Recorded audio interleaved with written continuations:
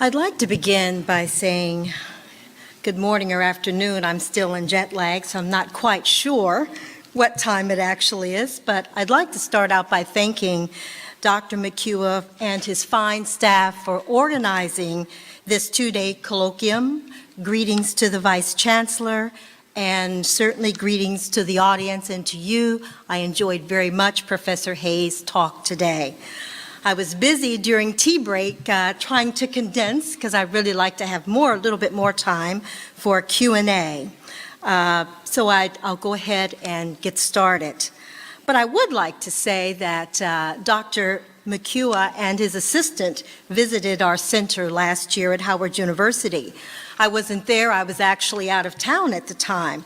But from there, I heard a lot of wonderful things that he's doing in his center, and congratulations on your 5th year of being in service. So let's give him a round of applause again for that.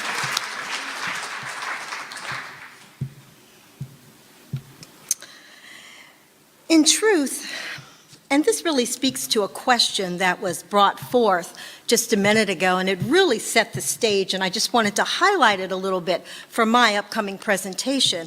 And you'll forgive me for reading it, but I want to stay in line so we have more time for Q&A.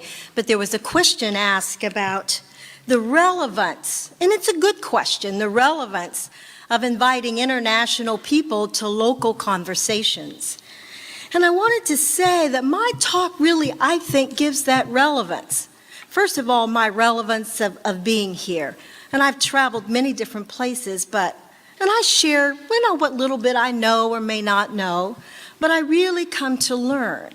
Because often, and what you'll find in my talk, and I'll be more formal in just a second, that a lot of issues that take place in faraway places are in many ways issues, maybe of different scale and context, but issues that you deal with in your own particular place. So with that, I'll begin. I've had the good fortune of being able and willing and wanting to travel to many wonderful places around the globe. I've conducted some early work in West Africa, served as a Fulbright Nehru Scholar in southern India, hosted trainings for refugee teachers along the borders of Ethiopia and Somalia, did some work in the University of Dhaka in Bangladesh, and most recently served as an author of UNESCO's Teaching Respect for All, which is a wonderful curriculum framework.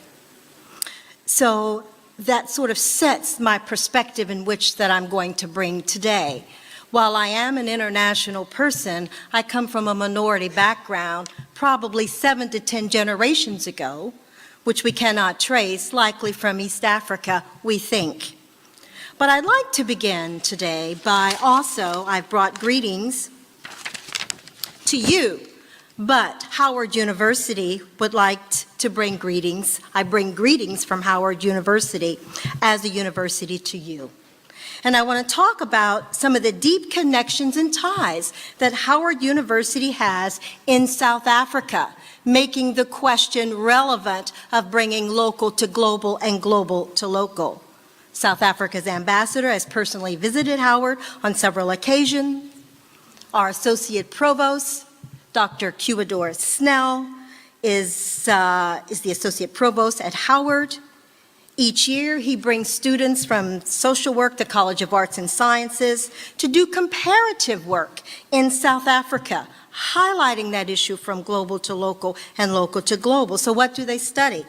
They look at comparative studies of systems of oppression in South Africa and the United States to illuminate larger questions about the emergence of racialized dimensions of global capitalism and Black traditions of resistance.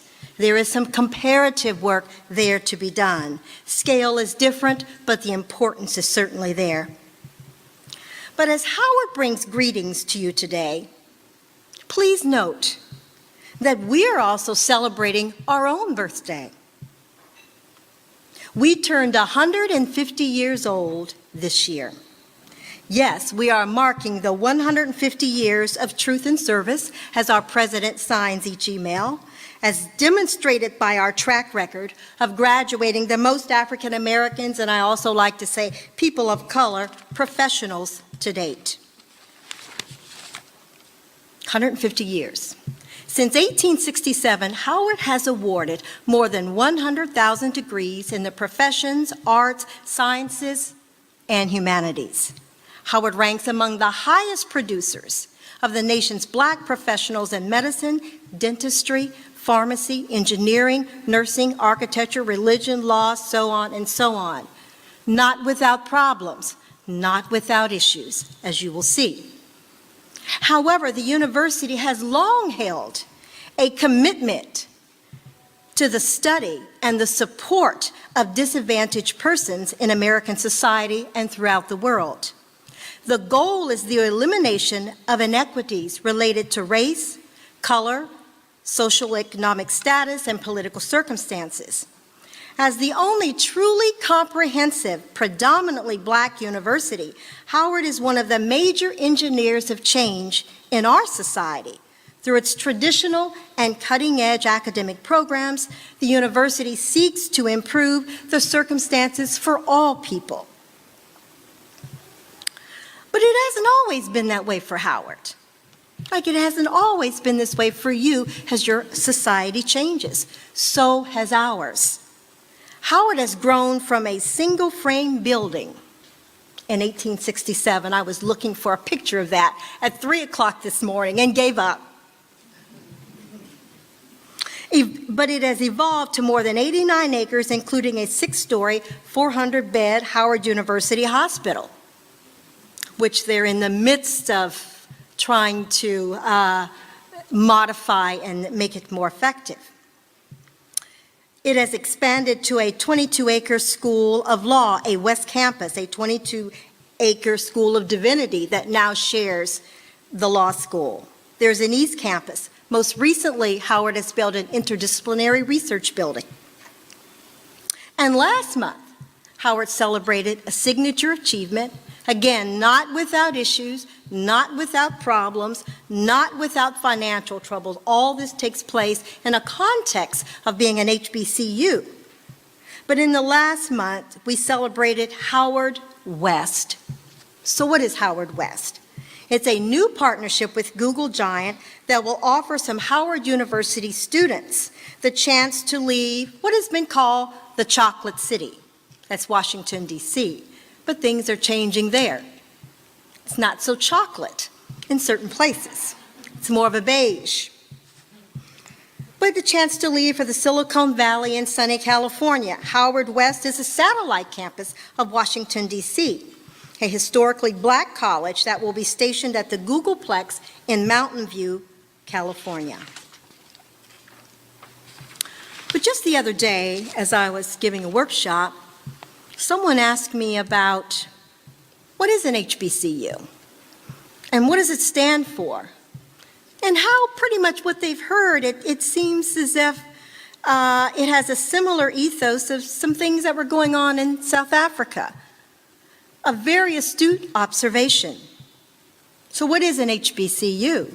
It's a historically Black college and university that was specifically founded during the 1800s to educate African American students at a time when they had no other options. Believe it or not, there's a lot of misunderstanding about HBCUs.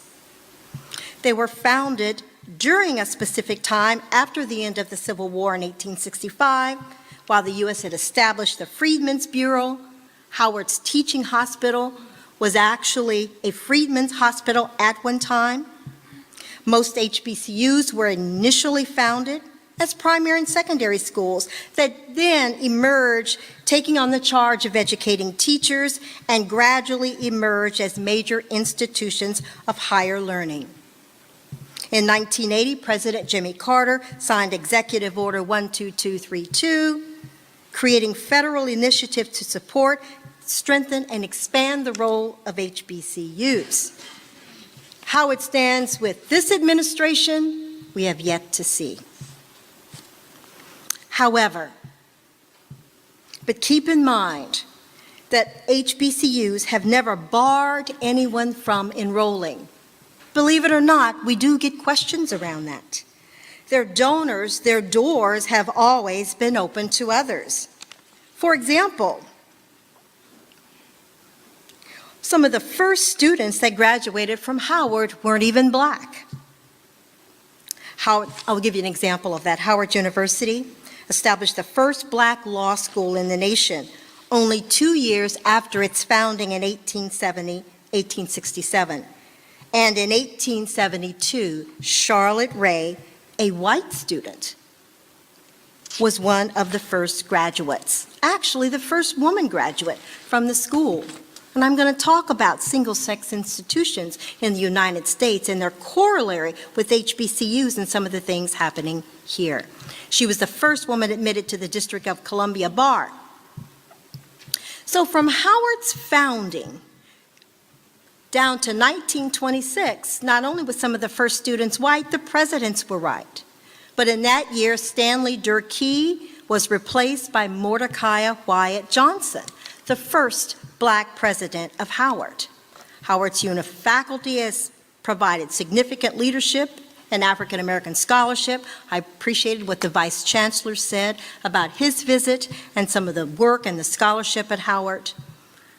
It's included great people and works like the sociologist and philosopher Carter G. Woodson, founder of Black History Month.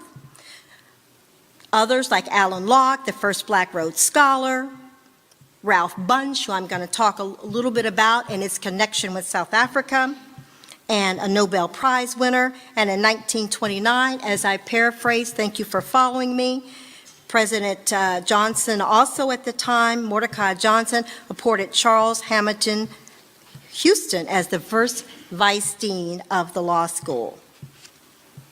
And under his leadership, Howard Law became a major center in the U.S. for civil rights law, training a generation of Black lawyers, U.S. civil rights law.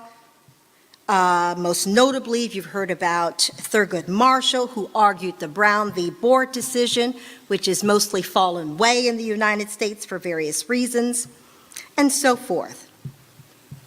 And so you get a sense of the history of this particular institution. Now, I know and I've read and I've listened to the talks the last couple of days that there's been quite a bit of activism around your campuses, around the decolonization of education, the curriculum, and wanting change.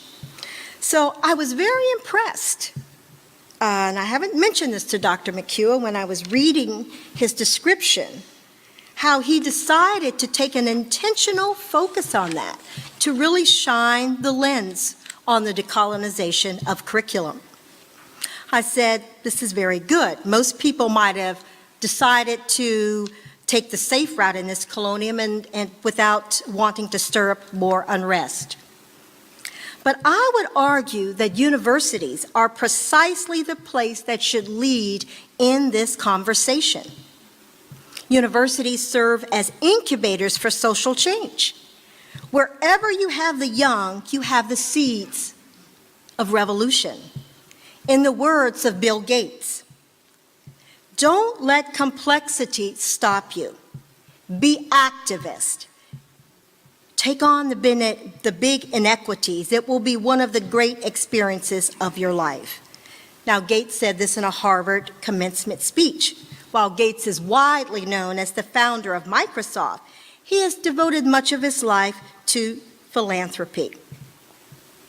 And Howard University and other HBCUs have richly maintained this tradition of social activism and community service in the United States, sometimes, like your situation, to the chagrin of faculty and administrators. Let me give you some examples. Student activism in the 1920s led to the appointment of Mordecai Johnson. Why do we have an HBCU with white presidents?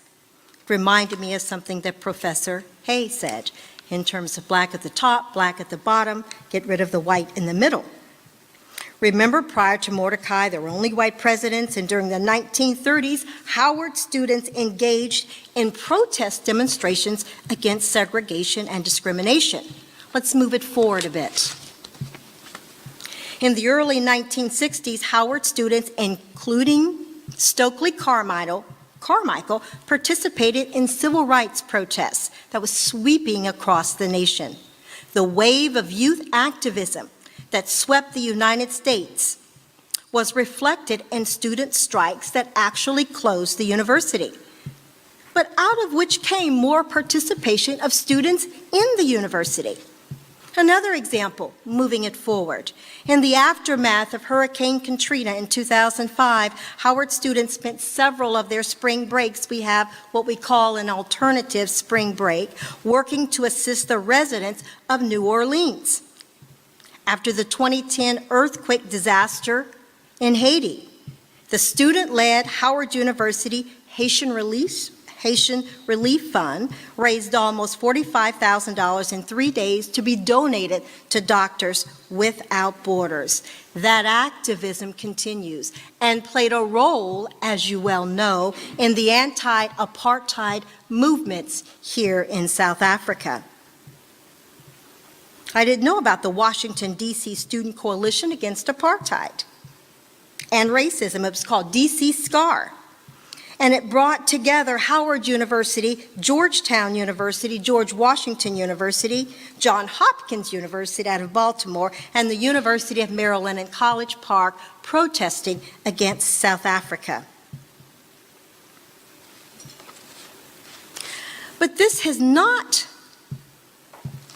left Howard without its own issues around the notion, as we don't frame it, the decolonization of curriculum. But it's framed in other ways. I want to show you an example. Most recently, Howard has seen protest in the wake of the new administration dealings with the White House. The universities in South Africa aren't the only ones rattled by student protests. This was graffiti that was left on the wall after the administration was seen or to be understood or perceived as collaborating with the current administration. But this hasn't deterred Howard's administration and faculty and students working together to find a common solution. And while Howard still prepares men and women to advance social justice and the preservation of human liberty, like many HBCUs, it has remained steadfast in its commitment to work with partners across the globe, again, bringing the local to the global and global to the local. And most notably, they have worked hand in hand, very progressively, with South Africa. And I think as Howard works across the globe, it has probably worked the most with South Africa, and I have some examples.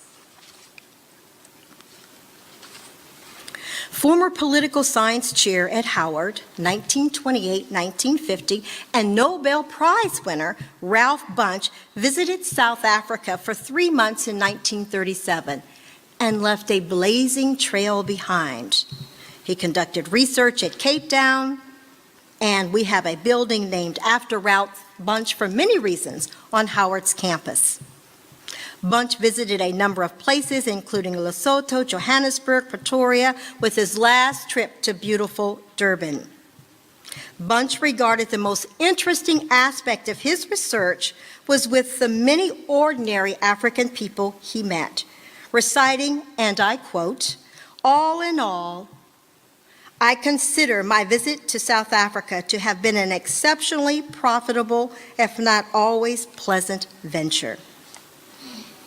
And this has continued. A professor in 1992, an African Studies professor, Robert Edgar at Howard, was the person that compiled Dr. Bunche's notes about his research in South Africa. He published an African American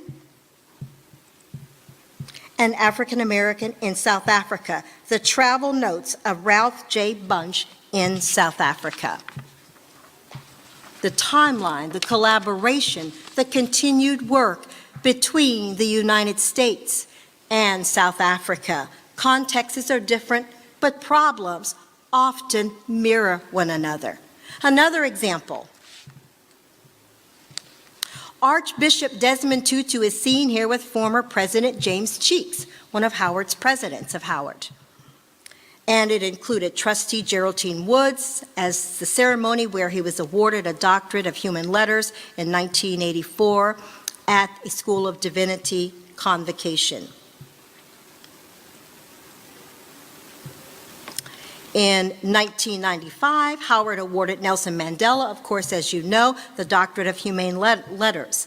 The following year, Patrick Swigert led a Howard delegation to South Africa. Shortly thereafter, the Howard University Republic of South Africa, HERSAP, was launched and still remains a very viable organization that also launched, in turn, the South African Research Archival Project.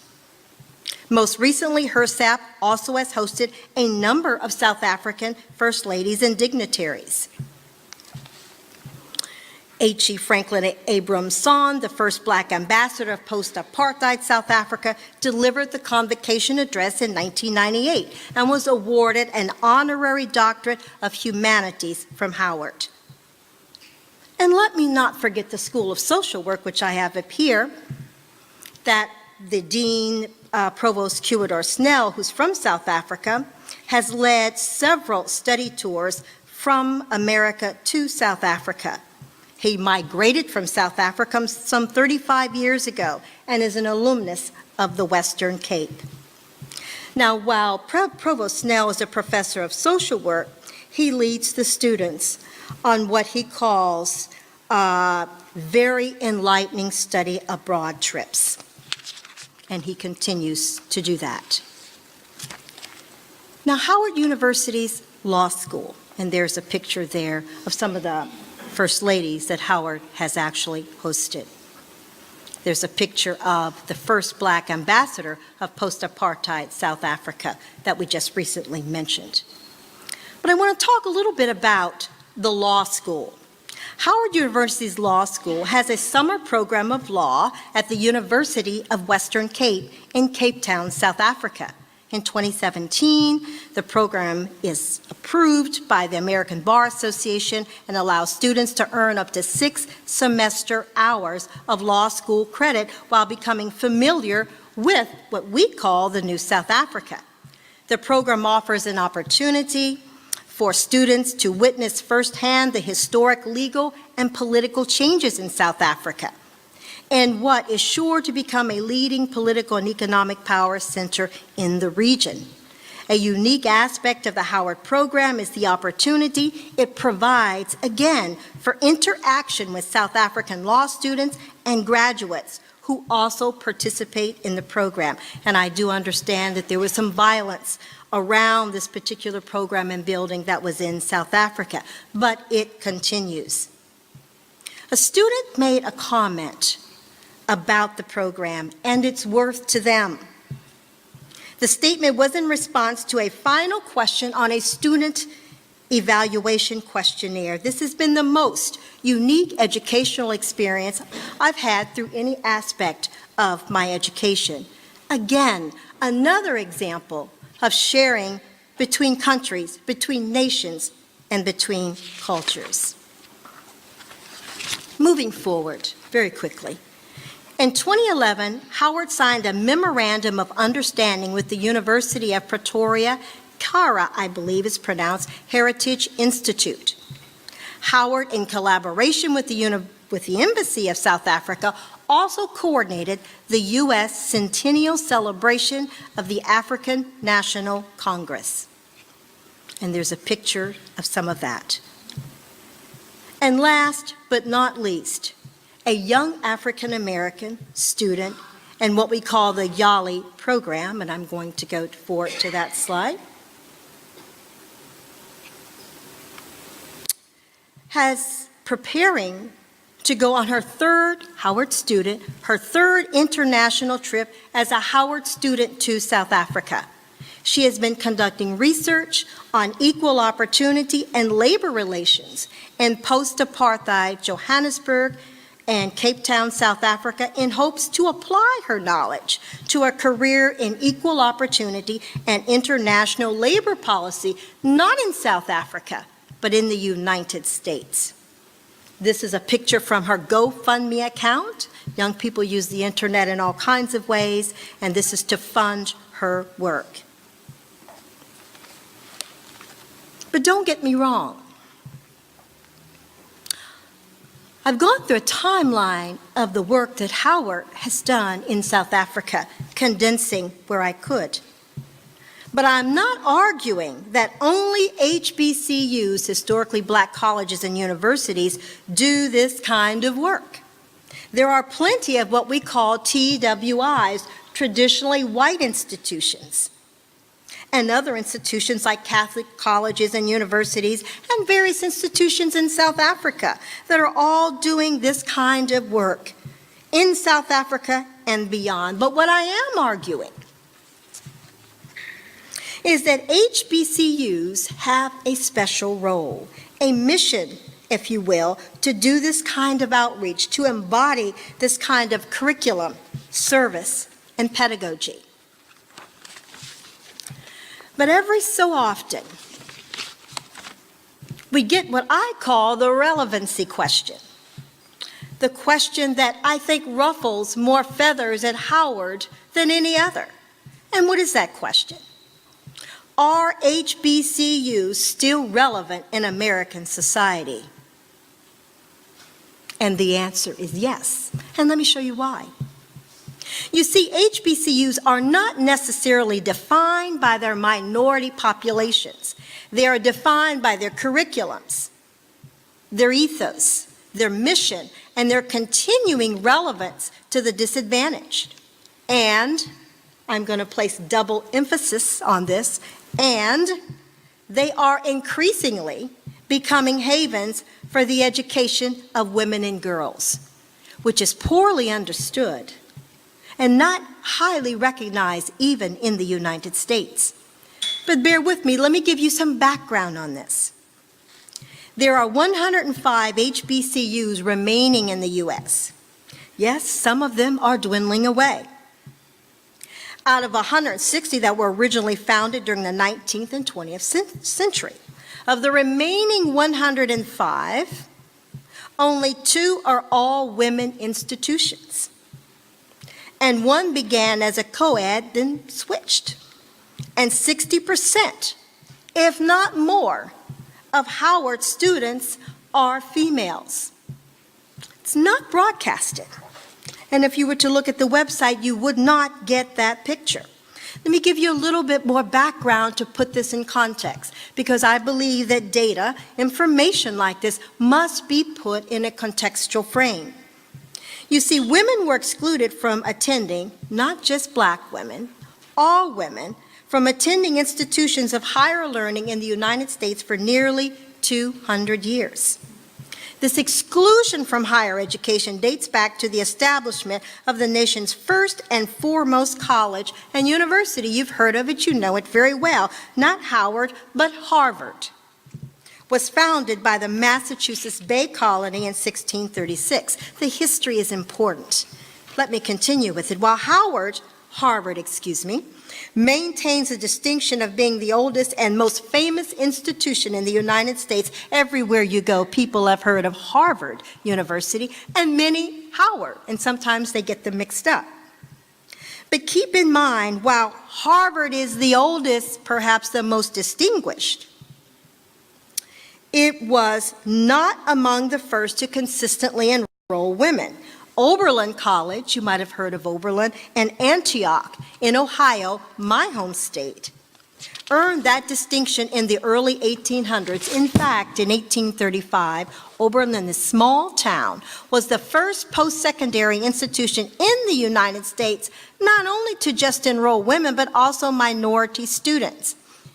It's a very clear distinction. And Oberlin is not an HBCU. These issues are complex, as the Vice Chancellor noted, as the professor here noted, and as I've heard conversations with Dr. McCua has also noted. So the National Center for Education Statistics found that for the past 4 decades, women have made, and this is a really critical point, going back to the point, are HBCUs still relevant? And thinking about the decolonization of curriculum. For the past 4 decades, 40 years, women have made up a larger proportion of enrollment in HBCUs. Some HBCUs were initially founded as women colleges and changed over time. I just want to give you a brief example of this. Such was the case of Bethune-Cookman University in Florida. Bethune-Cookman began as the Daytona Educational and Industrial Training School for Negro girls in 1904.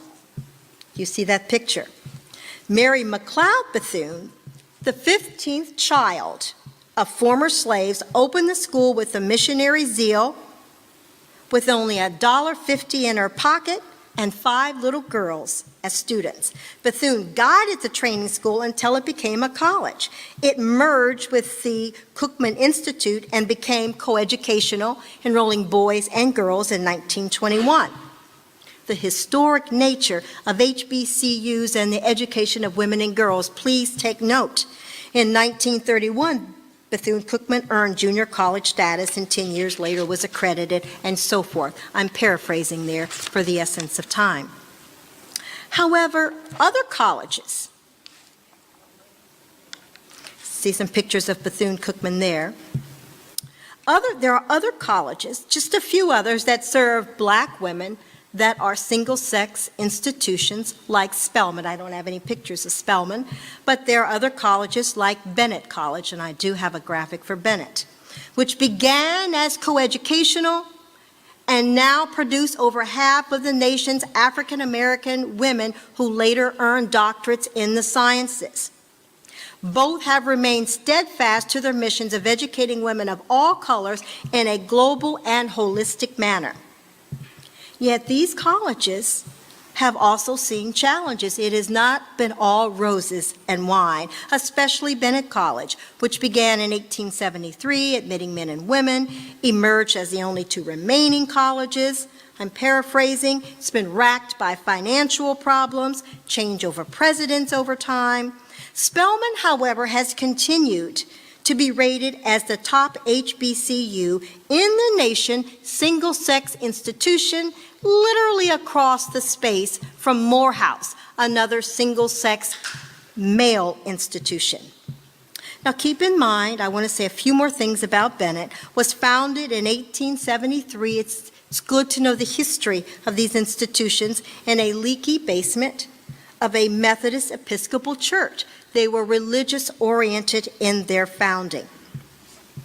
The college now has expanded, and it continues to serve, not without issues, the educational needs of women. I'm cutting some things short, so we'll have time for Q&A at the end. Now, Spelman College, just a few more words. How many minutes? Okay. I can't see that. Okay, 15. That's good to know. So I've said some things, and thank you, Dr. McHugh. We're going to go on, but Spelman continues to do very well. Let me bring, and here's a slide of Bennett College now. I want to say some things in conclusion, tying this together. I started out with sort of addressing a question, a very good question that was raised, and tying it into this. But I want you to consider that this dilemma of access to education and leadership opportunities for women mirrored that of African Americans, very much so. And the evolution of women colleges and HBCUs in the U.S., like the evolution of your institutions, tell a unique story about the changing social and cultural conditions, not only in the U.S., but across the world. Whether these colleges and universities are single-sex or coeducational, exemplify the changing values and beliefs within the U.S. in the 20th and 21st century. The founding of America's premier institution, Harvard, a coeducational institution, exemplifies the emergent nature of women's education. was ignored at their early findings. So in conclusion, are HBCUs still relevant? HBCUs, what do? They make college affordable. They graduate more black professionals in STEM than traditionally white institutions. They embody a curriculum that speaks to students of color experience and speaks to the experience of women and girls. According to the Women's College Coalition, a coalition that advocates for women colleges, finds that students of these single-sex institutions are more likely to earn degrees in science, technology, STEM fields. Also, graduates of women colleges tend to have higher graduation rates. In addition, women colleges also serve as HBCUs to occupy a special niche in American society, and I've described that. I'm going to give you an example of that, how that plays out on the ground. For example, the former director of the center that I now direct, that Dr. McEwen met, was an English professor who could not find a textbook that was relevant to a very particularized course that she was teaching, and it wasn't relative or relevant to the lives of her students. So what did Dr. Teresa Red do? She wrote her own textbook and included the writings of students in the textbook. Interestingly enough, the textbook is called Revelations, and Howard University adopted that textbook for many years until it needed updating, and she moved on to be the director of the center. So all in all, as we've looked at the local to the global, looked at the relevancy of HBCUs to women's education, to what's happening in South Africa, I'd like to leave you with a quote. Not just any quote. Not a quote from a white person, not a quote from a famous person, not a quote from a rich person, not a quote from America, well, I'll take that back. It is an American, African American. Have to renege on that one. But here's the quote, and I think it's relevant for the discussion of this lecture, as well as the argument around decolonization of the curriculum. And I'll read. Quote, and, which should be A, Darnell, an HBCU that is not inherently revolutionary is irrelevant. Darnell Lamont Walker. I'd like to end with that, and thank you very much for your time and attention, and I look forward to your questions.